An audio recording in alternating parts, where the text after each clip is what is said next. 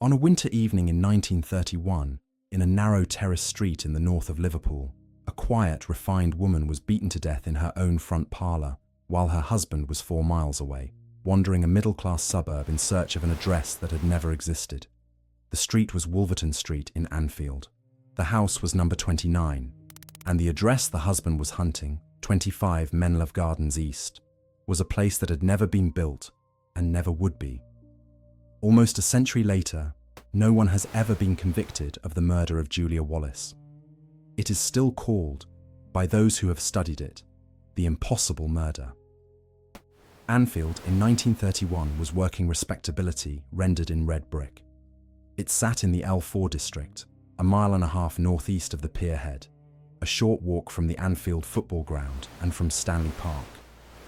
It was a tight grid of Victorian 2-up 2-down terraces, the homes of clerks and tradesmen and insurance men, lower middle and upper working class, the sort of streets where the households were close enough that neighbours could time each other's comings and goings by the milk round and the lamplighter. Wolverton Street was a short, narrow residential road running off Richmond Park, between Belmont Road and the district known as Cabbage Hall. Number 29 was a modest terraced house. There was a small front parlour kept for best, a kitchen living room behind it, and a backyard that gave onto an entry. In that house lived William Herbert Wallace and his wife Julia. William was 52, an agent for the Prudential Assurance Company, a collector of weekly insurance premiums who walked a regular round and knew his customers by name. He was a mild, methodical, self-educated man. He read science and philosophy. He kept a diary, and in the evenings he played the violin while Julia played the piano. They had married in 1914, and by the winter of 1931, they had been together for about 17 years. They had no children. Julia Wallace, born Julia Dennis, was by every contemporary account a quiet and cultured woman. She painted a little, she read, she played, and she rarely went out at night. She had no known enemies, no quarrels on record, and no money of her own worth killing for. On the surface, the Wallaces were an unremarkable, devoted, slightly reclusive middle-aged couple, the last people in Anfield anyone would expect to be touched by violence.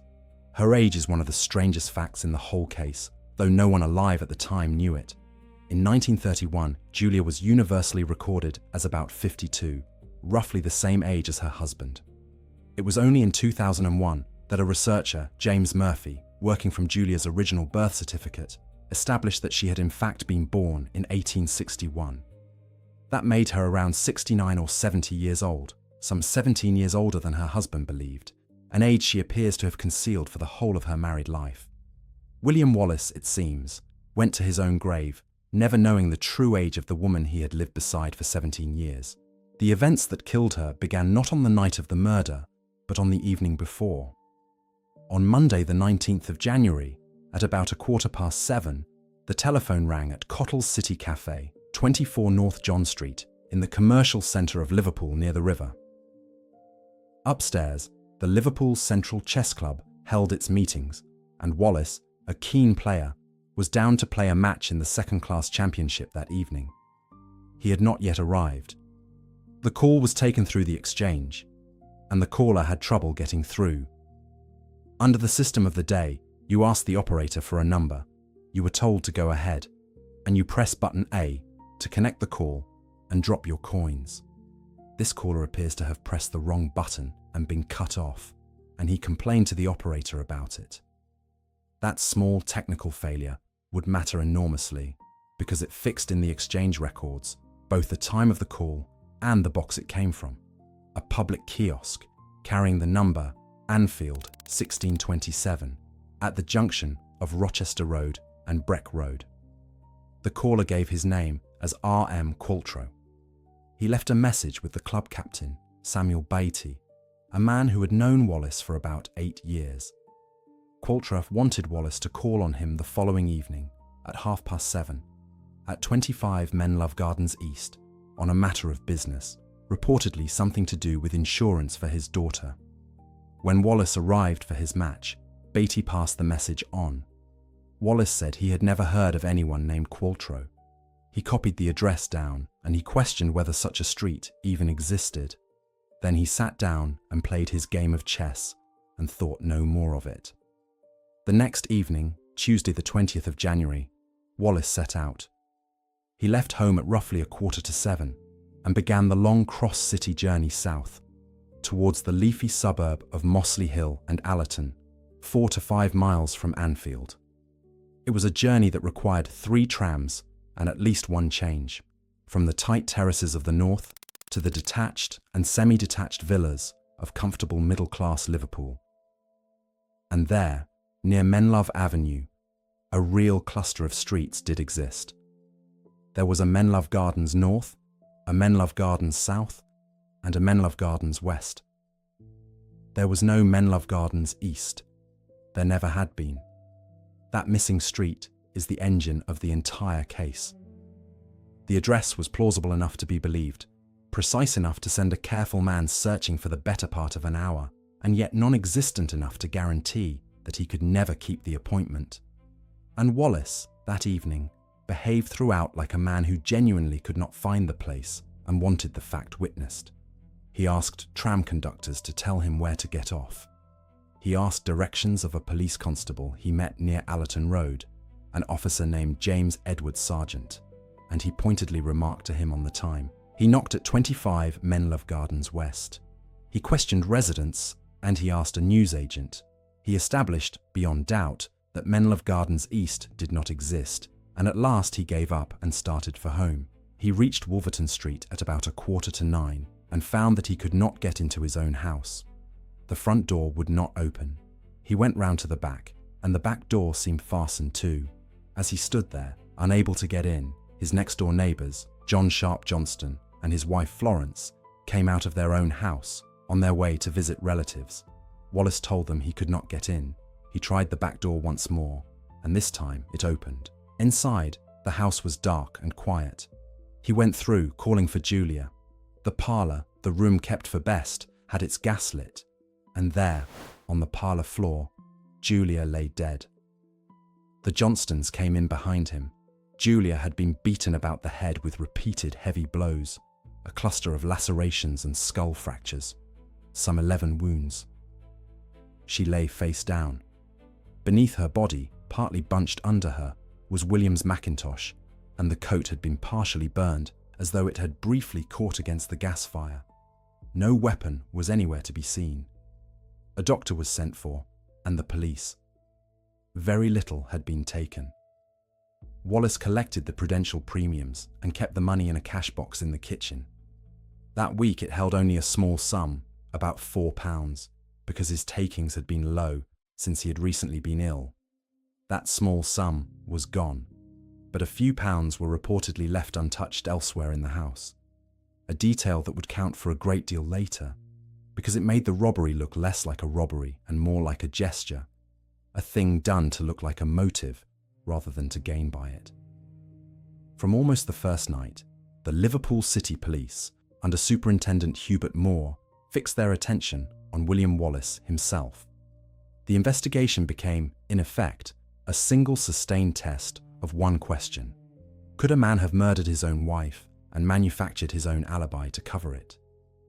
Everything the police did from that point turned on that idea. The central theory was that Wallace was Qualtrough. The suggestion was that Wallace himself had placed the telephone call from the kiosk at Anfield 1627, a box that stood only about 400 yards from his own front door and lay on his own route towards the chess club. On this theory, he had invented an out-of-town errand for the following night, an errand that would carry him visibly across the city and give him an unshakable alibi, and had then killed Julia before he ever left, or arranged the timing so finely that the killing looked impossible. The police ran timing tests to show that a man could place that call at that kiosk and still reach the city cafe in time to arrive, as Wallace had done, apparently knowing nothing of any message. Against that stood one hard fact. Samuel Beattie, the chess club captain, who had taken the call and who knew Wallace well, swore that the voice on the telephone had not been Wallace's. Beattie had spoken to the man. He was certain, and Beattie had no reason to shield a killer. The tightest thread of all was the timeline on the murder evening. The Wallace's milk delivery boy, a lad named Alan Close, said he had spoken to Julia, alive and well, at her own door, sometime after 6:30. His account of the exact minute varied between his statements, but he placed her alive at the door in the early evening. A tram conductor placed Wallace boarding a tram towards Menlove Gardens at around 7:06. Between those 2 points, the Crown had to fit an extraordinary sequence of events. In that narrow gap, the killer had to deliver a frenzied battering of some 11 blows, blood everywhere, then clean himself completely, dispose of the weapon so thoroughly that it was never found, and leave the house calm and unmarked. If that killer was Wallace, he had a matter of minutes to do all of it, and then walk out and board a tram as though nothing had happened.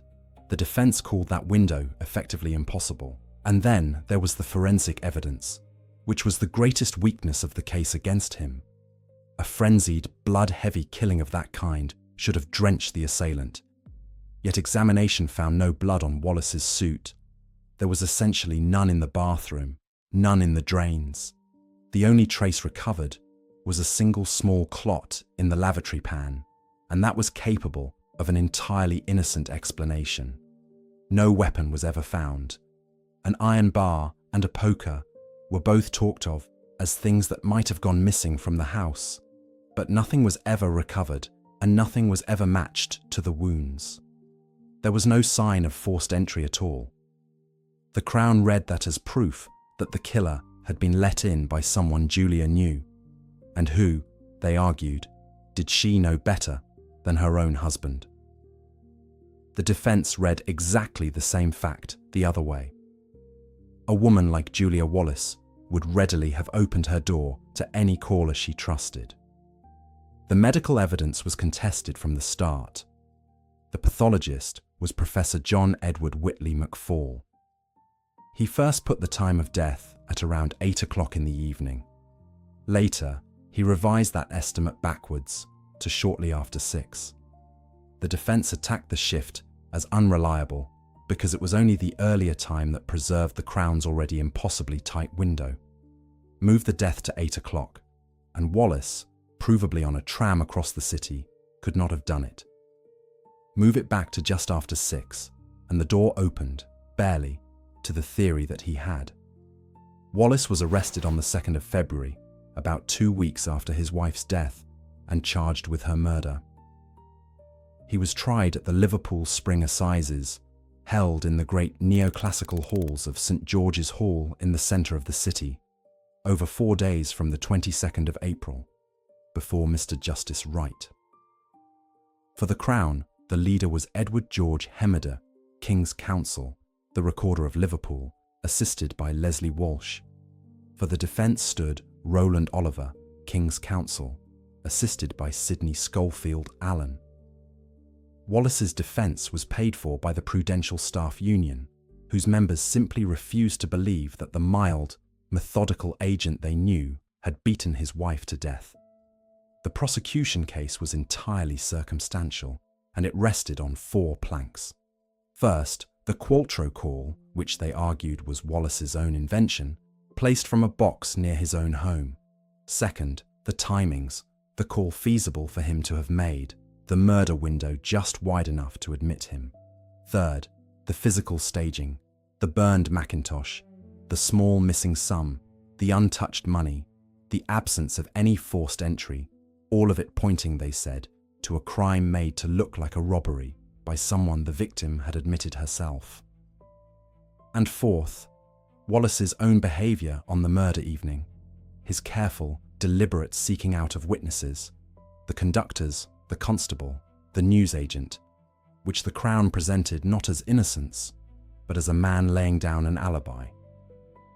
The defence answered each plank in turn. There was Beatty's sworn evidence that the caller had not been Wallace. There was the complete absence of blood on a man supposed to have delivered a savage and drenching beating.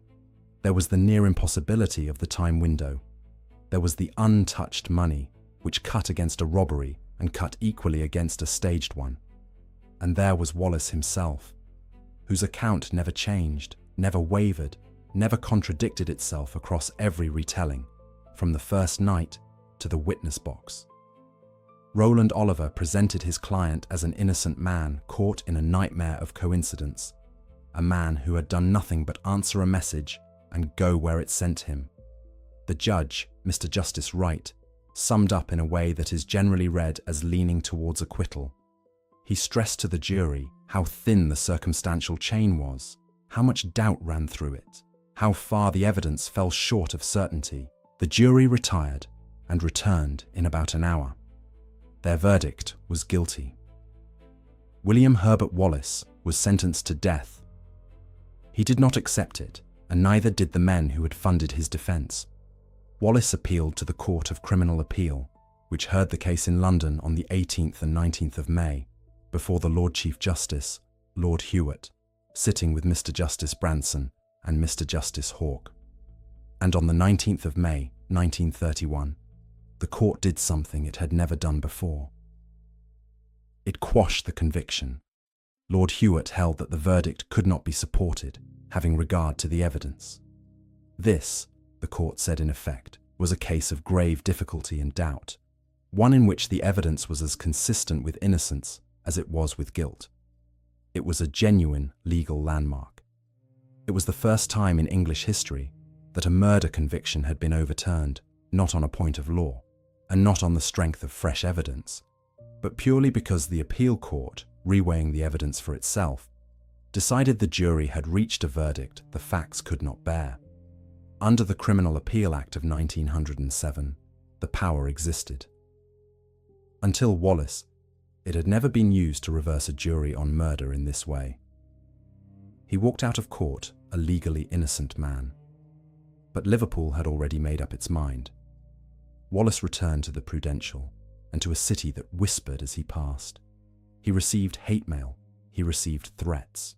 The company took him off his collection round, the round that sent him door to door among people who would not have him on their step, and moved him to a clerical desk job instead. In time he left the city altogether, crossing the Mersey to a bungalow in Bromborough on the Wirral. His health was failing. He had long suffered from kidney disease, and he declined an operation that might have prolonged his life.